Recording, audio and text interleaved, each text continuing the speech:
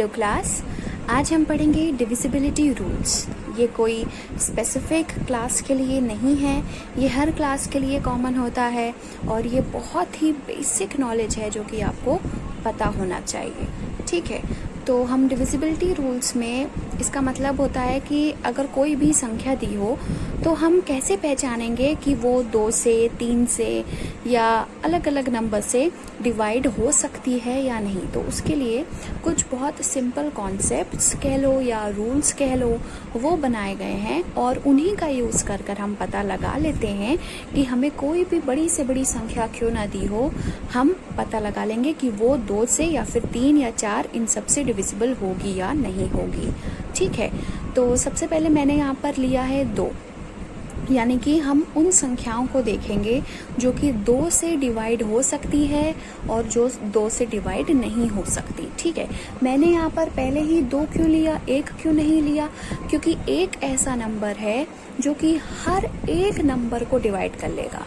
ठीक है, चाहे वो 2 हो, 2 भी 1 से डिवाइड हो सकता है, 400 भी 1 से डिवाइड हो सकता है। कोई भी छोटी सी छोटी संख्या या कोई भी बड़ी से बड़ी संख्या सब 1 से डिवाइड हो जाती हैं। ठीक है, डिवाइड हो जाने का मतलब है कि जब हम उनको भाग दें तो रिमाइंडर 0 आए, और अगर डिवाइड नहीं होता इसका मतलब रिमाइंडर कुछ ना कुछ आ रहा है, 0 नहीं आएगा। ठीक है, तो डिविजिबिलिटी बाय 2 में आपको ये देखना होता है कि कोई भी नंबर दिया हो उसका जो इकाई है यानी कि यूनिट प्लेस, वो 2 हो या फिर 4 हो या 6 या 8 या 0 हो। अगर किसी भी बड़ी से बड़ी संख्या दी है 5 डिजिट की, 6 डिजिट की, 7 डिजिट की, आपको उन बाकी डिजिट से कोई मतलब नहीं, आपको बस लास्ट का डिजिट देखना है, यानी कि इकाई में कौन सा नंबर है वो आपको देखना है और उससे ही पता चल जाएगा कि वो पूरा नंबर 2 से डिवाइड होगा या नहीं होगा। अगर कोई छोटा सा नंबर है जैसे 4 है, 4 को आप डायरेक्टली 2 से भाग देकर पता लगा सकते हैं, लेकिन कोई 6 डिजिट का नंबर है तो उसको आप इतना समय लगाएंगे भाग देने में, और अगर आपको ये डिविजिबिलिटी रूल्स मालूम है तो उससे 2 सेकंड में आंसर आ जाएगा। ठीक है, तो ये टाइम सेव करने के लिए है और ये बेसिक कॉन्सेप्ट भी है जो आज इस वीडियो में आपको बताया जाएगा।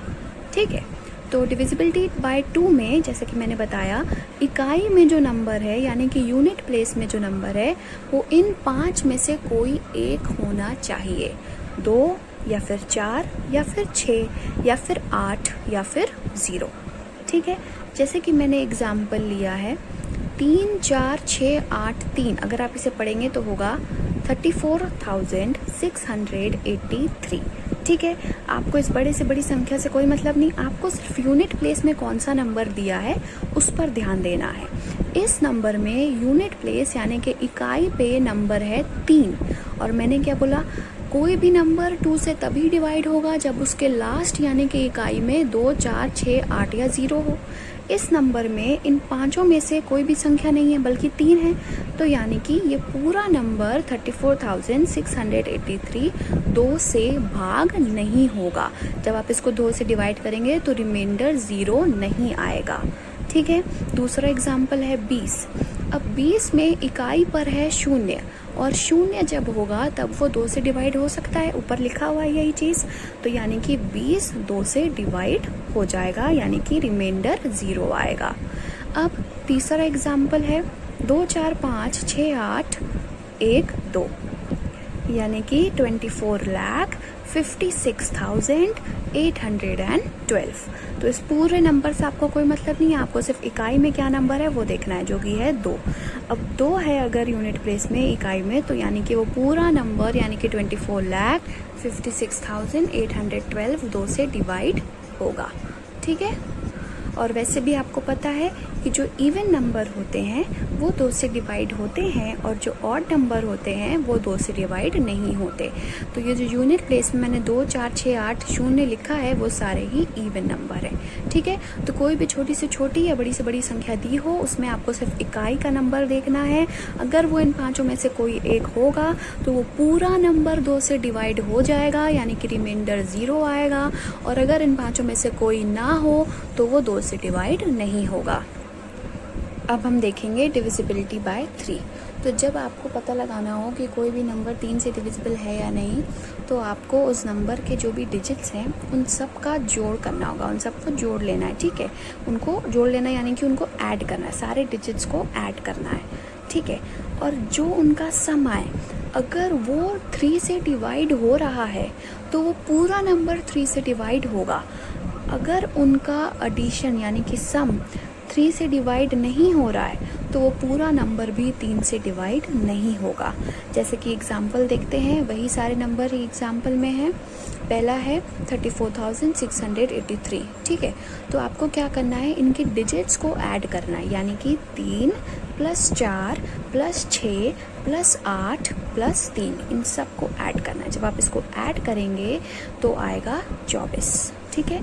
24 3 से डिवाइड होता है ना, 3 8 ज़ा 24, तो यानी कि ये 34,683 3 से डिवाइड होगा, ठीक है। दूसरा एग्जाम्पल है 20, इसको ऐड करेंगे डिजिट्स को, 2 + 0 क्या आएगा, 2 ही आएगा सम। अब 2 3 से डिवाइड नहीं होगा, यानी कि 20 3 से डिवाइड नहीं होगा, ठीक है। तीसरा एग्जाम्पल है 2,45,682, ठीक है। तो अब आपको देखना है इनके डिजिट्स को ऐड करके, 2 + 4 + 5 + 6 + 8 + 2, जब आप ऐड करेंगे तो आंसर आएगा 27। 27 3 से डिवाइड होता है, 3 9 ज़ा 27 है ना, ठीक है। तो यानी कि ये पूरा नंबर भी 3 से डिवाइड होगा, ठीक। अब देखते हैं डिविजिबिलिटी बाय 4, ठीक है। तो इसके लिए आपको ये देखना होगा कि कोई भी बड़े से बड़ा नंबर है तो उसके लास्ट 2 डिजिट्स क्या हैं, ठीक है। लास्ट के 2 डिजिट्स को आपको 4 से डिवाइड करना है। अगर वो 4 से डिवाइड हो जाते हैं, यानी कि जब आप उनको 4 से भाग देंगे तो रिमाइंडर 0 आता है, तो वो पूरा का पूरा नंबर भी 4 से डिवाइड होगा, ठीक है। जैसे कि हमने एग्जाम्पल लिया 34,683, ठीक है। इसमें लास्ट के 2 डिजिट क्या है, लास्ट के 2 डिजिट यानी कि इकाई में और दहाई में कौन से डिजिट लिखे हैं वो आपको देखना है। 83 है इस एग्जाम्पल में, ठीक है। अब 83 को आप 4 से डिवाइड करेंगे तो ये पूरी तरह से डिवाइड नहीं होगा, इसका रिमाइंडर 0 नहीं आएगा। आप खुद करके देखेंगे इसे, 83 को आप 4 से डिवाइड करके देखेंगे तो आपको पता चलेगा कि रिमाइंडर 0 नहीं आएगा, यानी कि ये पूरा नंबर 34,683 4 से डिवाइड नहीं होगा। अब हम दूसरा एग्जाम्पल देखते हैं 20, इसमें 2 ही नंबर हैं तो यही दोनों हम देखेंगे। 20 जो है वो 4 से डिवाइड होता है, 4 5 ज़ा 20। अगर आपको टेबल थोड़ी सी भी याद हो तो आपको इसका अंदाज़ा और जल्दी हो जाएगा, आपको ज़्यादा भाग देने की ज़रूरत भी नहीं पड़ेगी, ठीक है। तो 20 4 से डिवाइड होता है, यानी कि ये पूरा का पूरा नंबर 4 से डिवाइड होगा। तीसरा एग्जाम्पल देखते हैं 2,45,682, इसमें लास्ट के 2 डिजिट हैं 8 और 2, यानी कि इसको पूरा एक नंबर की तरह पढ़ेंगे, यानी कि 82, ठीक है। तो 82 को आप 4 से डिवाइड करके देखेंगे, ये भी 4 से पूरी तरीके से डिवाइड नहीं होगा। पूरी तरीके से डिवाइड होने का मतलब कि जब आप 82 को 4 से डिवाइड करेंगे तो रिमाइंडर 0 नहीं आएगा, तो यानी कि ये पूरा नंबर 2,45,682 भी 4 से डिवाइड नहीं होगा। चौथा एग्जाम्पल है 24,524, इसके लास्ट के 2 डिजिट आप देखेंगे जो कि हैं 24। 24 को जब आप 4 से डिवाइड करेंगे तो वो डिवाइड हो जाएगा, क्यों, क्योंकि 4 6 ज़ा 24 होता है, ठीक है। तो यानी कि ये पूरा नंबर 24,524 भी 4 से डिवाइड होगा। अब हम देखेंगे डिविजिबिलिटी बाय 5। तो इसके लिए आपको कोई भी बड़ी से बड़ी संख्या अगर दी हो, बस आपको ये देखना है कि उसके इकाई में कौन सा डिजिट है, यानी कि यूनिट प्लेस में कौन सा डिजिट है। अगर उस नंबर के इकाई में यानी कि यूनिट प्लेस में 0 है या फिर 5 है तो वो नंबर 5 से डिविजिबल होगा। अगर 0 या 5 इसमें से कोई भी नंबर नहीं है तो वो 5 से डिविजिबल नहीं होगा। एग्जाम्पल के तौर पे आप देखिए, पहला एग्जाम्पल है 4,50,105। इसका यूनिट प्लेस सिर्फ आपको देखना है, सिर्फ यूनिट प्लेस पे ध्यान देना है। इसका यूनिट प्लेस है यानी कि इकाई में जो नंबर लिखा है वो है 5। अब मैंने बताया कि अगर 0 या 5 इकाई में लिखा हो तो वो पूरा नंबर 5 से डिविजिबल होगा, यानी कि ये वाला नंबर 5 से डिवाइड हो जाएगा। दूसरा एग्जाम्पल है 5,231, ठीक है। इसके इकाई में है 1, 0 या 5 तो है नहीं, तो यानी कि ये नंबर पूरा नंबर 5 से डिवाइड नहीं होगा, ठीक है। तीसरा एग्जाम्पल है 205। अब 205 में जो लास्ट डिजिट है वो है 5 इकाई में, तो यानी कि ये नंबर भी 5 से डिवाइड हो जाएगा। अब चौथा एग्जाम्पल आप देखिए जो कि है 2,10,685। ये बहुत बड़ा नंबर है, अगर आप इसको वैसे डिवाइड करने जाएंगे 5 से तो आपको बहुत टाइम लग जाएगा, तो इसीलिए ये सब डिविजिबिलिटी रूल्स बनाए गए हैं, ठीक है। तो इसमें आप देखिए यूनिट डिजिट है 5, यानी कि ये 5 से डिवाइड पूरा का पूरा नंबर हो जाएगा, ठीक है। अब हम देखेंगे डिविजिबिलिटी बाय 6। तो कोई भी नंबर 6 से डिविजिबल है या नहीं, उसके लिए आपको ये देखना होगा कि वो नंबर 2 से डिविजिबल है या नहीं, और साथ ही साथ में वो नंबर 3 से भी डिविजिबल है या नहीं। यानी कि किसी भी नंबर को 6 से डिविजिबल होने के लिए ये ज़रूरी है कि वो 2 और 3 दोनों से डिविजिबल हो, ठीक है। तो जैसे कि मैंने एग्जाम्पल लिया 24,568, तो यहाँ पर आपको पहले ये देखना होगा कि ये नंबर जो है वो 2 से डिविजिबल है या नहीं, और साथ ही साथ ये नंबर 3 से डिविजिबल है या नहीं। अगर ये नंबर 2 और 3 दोनों से डिवाइड हो जाता है, यानी कि दोनों से डिविजिबल हो जाता है, तो ये नंबर 6 से डिविजिबल होगा। अगर ये नंबर 2 से डिविजिबल होता है और 3 से नहीं होता तो ये 6 से डिविजिबल नहीं होगा। और अगर ये नंबर 3 से डिविजिबल होगा और 2 से नहीं होगा तो भी ये पूरा नंबर 6 से डिविजिबल नहीं होगा। यानी कि 6 से डिविजिबल होने के लिए आपको ये चेक करना है कि वो नंबर 2 और 3 दोनों से हो। ध्यान रखिएगा, दोनों से, किसी एक के होने से काम नहीं चलेगा, ठीक है। तो वापस आते हैं अपने एग्जाम्पल पर। 2 से डिविजिबल देखने के लिए हम उसका इकाई में क्या नंबर लिखा है वो देखेंगे। तो इकाई में लिखा है 8, और मैं आपको पहले बता चुकी हूँ कि अगर इकाई में 2, 4, 6, 8 या 0 इसमें से कोई भी एक नंबर हो तो वो पूरा का पूरा नंबर 2 से डिविजिबल होता है, यानी कि ये नंबर 2 से तो डिविजिबल है। अब हमें देखना है कि 3 से डिविजिबल है या नहीं। तो 3 से डिविजिबल के लिए हम क्या करते हैं, सारे डिजिट्स को ऐड करते हैं और उनका जो आंसर आता है अगर वो 3 से डिवाइड होगा तो वो नंबर 3 से डिविजिबल है, अगर नहीं डिवाइड होगा तो वो नंबर 3 से डिविजिबल नहीं है। तो हम 2 + 4 + 5 + 6 + 8 करके देखेंगे, इनका सम आएगा 25, यानी कि वो 3 से डिविजिबल नहीं होगा, क्योंकि 25 को अगर आप डिवाइड करेंगे तो वो 3 से नहीं जाएगा, ठीक है। तो ये नंबर, तो ये 24,000 जो नंबर है ये 2 से डिविजिबल है लेकिन 3 से नहीं है, तो ये 6 से डिविजिबल नहीं होगा, ठीक है। समझ में आ गया। अब दूसरा एग्जाम्पल देखते हैं। ये काफ़ी बड़ा नंबर है, जैसा कि मैंने बोला कोई भी बड़ी से बड़ी संख्या हो आपको घबराना नहीं है। 2 से डिवाइड के लिए आप उसका इकाई में क्या नंबर लिखा है वो देखेंगे। यहाँ पर लिखा है 2, ठीक है। तो 2 अगर लिखा है तो यानी कि वो नंबर डिविजिबल होगा। और फिर 3 से डिविजिबल के लिए आप उनके डिजिट्स को ऐड कर देंगे। तो ऐड करके देखिए, a + 5 + 4 + 2 + 4 + 2 + 1 + 2। आप इसको अपने आप ऐड करेंगे तो पाएंगे कि इनका एडिशन क्या आता है, 21 आता है। और 21 3 से डिवाइड होता है, क्योंकि 3 × 7 क्या होता है, 21 होता है, ठीक है। तो यानी कि ये पूरा का पूरा नंबर जो है वो 2 से भी डिवाइड हो रहा है, 3 से भी डिवाइड हो रहा है, इसीलिए पूरा का पूरा नंबर 6 से भी डिवाइड होगा, ठीक है। डिविजिबिलिटी बाय 8 देखेंगे। इसमें आपको देखना है कि लास्ट के 3 डिजिट्स जो हैं वो 8 से अगर डिविजिबल है तो पूरा का पूरा नंबर 8 से डिवाइड होगा।